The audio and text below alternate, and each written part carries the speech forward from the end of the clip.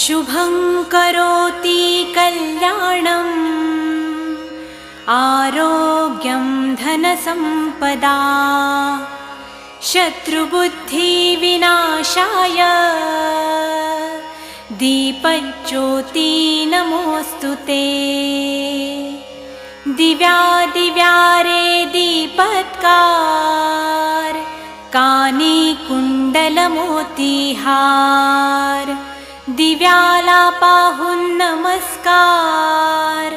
तिळाचे तेल कापसाची वात दिवा तेवे देवा पाशी उजेड पडे विष्णू पाशी